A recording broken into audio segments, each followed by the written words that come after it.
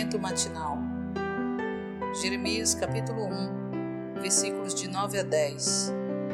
Depois estendeu o Senhor a mão, tocou-me na boca, e o Senhor me disse: Eis que ponho na tua boca as minhas palavras. Olha que hoje te constituo sobre as nações e sobre os reinos, para arrancares e derribares, para destruíres e arruinares, e também para edificares e para plantares. A igreja de Deus está em desolação, e a maioria do povo de Deus fracassou, perdeu a sua posição e não é capaz de suprir a necessidade de Deus.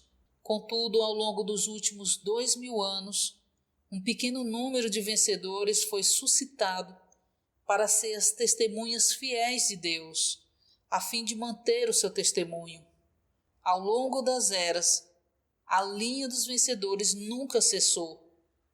Leitura de hoje. Quando o povo disse que havia paz e estava tudo bem e que poderiam resistir contra a Babilônia, Jeremias se levantou e disse que não havia paz e que eles não seriam capazes de resistir contra a Babilônia. Jeremias capítulo 27, versículos de 1 a 15. Elias era um antitestemunho, e esse antitestemunho consistia em condenar. Jeremias era um antitestemunho, e esse antitestemunho consistia em chorar. Elias disse aos israelitas que eles serviam a Baal e não a Jeová. Isso é algo que tem de ser condenado. Contudo, o antitestemunho de Jeremias era diferente. Ele disse-lhes que seriam entregues nas mãos do inimigo, mas eles criam que Deus os salvaria. Por isso Jeremias não os condenou, mas chorou por eles.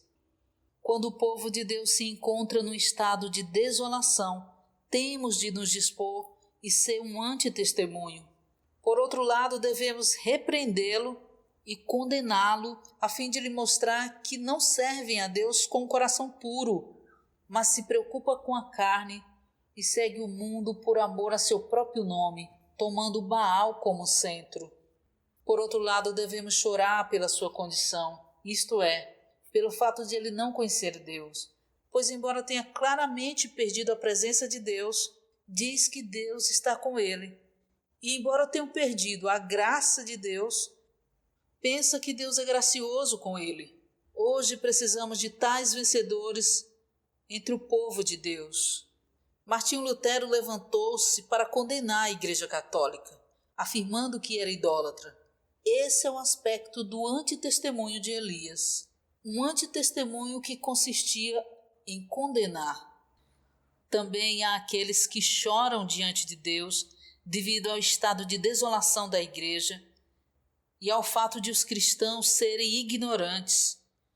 Aqueles que dizem aos cristãos que eles já perderam a presença de Deus e não têm a graça de Deus, embora esses cristãos não tenham nenhuma percepção disso e ainda achem que são agraciados por Deus.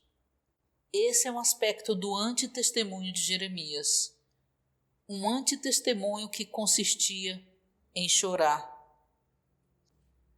Jeremias era contrário aos profetas que proferiam profecias falsas.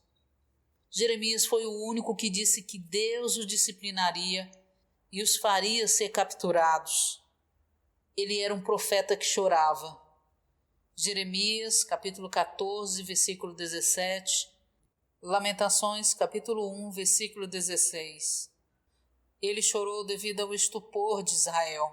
Chorou porque eles pensavam que tinham paz, quando uma grande calamidade estava prestes a vir sobre eles. Enquanto chorava, ele profetizava para que eles detestassem o pecado e regressassem ao verdadeiro Deus, a fim de ter a verdadeira paz. Contudo, os filhos de Israel não ouviram as suas palavras. Em vez disso, eles o detestavam e o perseguiam. Jeremias capítulo 15, versículo 15, capítulo 11, versículo 19, capítulo 18, versículos de 18 a 23, capítulo 20, versículos de 1 a 2, e capítulo 7, versículo 10, e até mesmo encarceraram, capítulo 32, versículos de 1 a 5. Durante o tempo em que esteve preso, os israelitas foram levados para o cativeiro. O testemunho de Elias era contra os, enquanto que o testemunho de Jeremias era contra a paz falsa. Elias era uma pessoa forte, 2 Reis, capítulo 1, versículos 10 e 12, enquanto Jeremias era uma pessoa branda. Não devemos pensar que uma pessoa branda não pode ser um antitestemunho. No tempo de Elias era necessário ser forte para ser um antitestemunho contra os deuses falsos. No tempo de Jeremias, contudo, os israelitas estavam numa condição lamentável. Estavam prestes a ser levados ao matadouro, contudo, ainda afirmavam que estava tudo bem. Nessa ocasião, era necessário uma pessoa branda que chorasse por eles. Jeremias não podia fazer com que chovesse, mas a chuva veio dos seus olhos. Ele derramou muitas lágrimas e profetizou em lágrimas. Uma pessoa assim pode suavizar os outros.